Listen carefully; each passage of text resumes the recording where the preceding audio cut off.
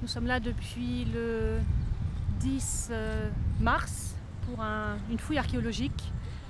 Après un diagnostic positif en 2019 où des structures du XVIIIe siècle avaient été trouvées, notamment un moulin qui se trouve à l'extrémité du chantier. Nous avons entièrement décapé à peu près 2000 m². Nous avons trouvé un ensemble de trous de poteaux et de murs qui appartiennent à des petites maisons qui devaient certainement être en bord de mer. Et là, on est en train de fouiller toutes les structures et d'étudier la stratigraphie pour remonter depuis le 18e jusqu'au 19e siècle. Comme la mairie a déposé son projet pour la cité administrative, le service régional de l'archéologie a prescrit un diagnostic qui s'est constitué en un ensemble de tranchées qui a sillonné tout le terrain.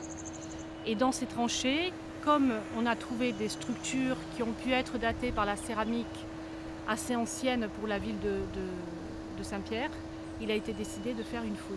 Donc c'est le service régional de l'archéologie qui a prescrit la fouille archéologique. Ici c'est certainement de l'habitat, peut-être un peu économique. On a retrouvé beaucoup de restes de bouteilles de gin, de restes de repas dans un dépotoir. Mais autrement, on ne peut pas en avoir l'idée exacte de la fonction. On a des zones avec beaucoup de foyers. Donc, on est certainement sur un village de bord de mer. Avant la ville de Saint-Pierre, avant le plan octroyé de la ville. Le port, il n'existait pas encore dans l'état actuel. C'était certainement lié à la rivière d'Abord, puisque toute l'économie devait passer en bordure de rivière d'Abord. Ici, nous sommes sur cette zone-là jusqu'au 25 avril. Après, cette zone-là va être rebouchée et nous allons attaquer l'autre zone à partir du 11 mai jusqu'au 6 juillet. On va fouiller.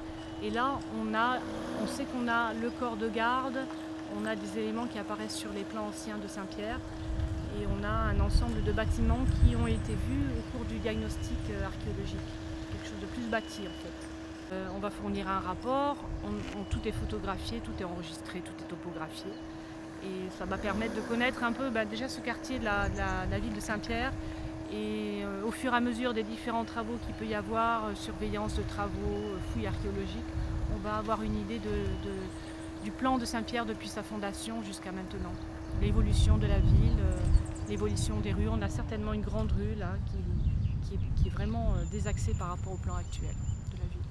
Et on a de la céramique, des fragments de céramique, des fragments de verre, de l'os taillé, des restes culinaires, beaucoup de coquillages, de la moule, enfin tout ce qu'ils mangeaient, du fer.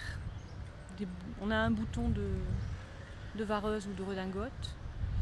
Voilà, donc c'est des choses qui permettent de dater ou de positionner dans le temps les structures dans lesquelles sont les objets en fait. La céramique, elle vient beaucoup de Chine, où l'alcool vient d'Europe, les bouteilles de gin. On a du vin de Bourgogne, on a des fragments de vin de Bourgogne. On a donc le petit bouton qu'on a de vareuse, là il vient de France. Donc voilà, ça vient un peu mais dans l'ensemble, la céramique, elle vient soit d'Europe, soit de Chine.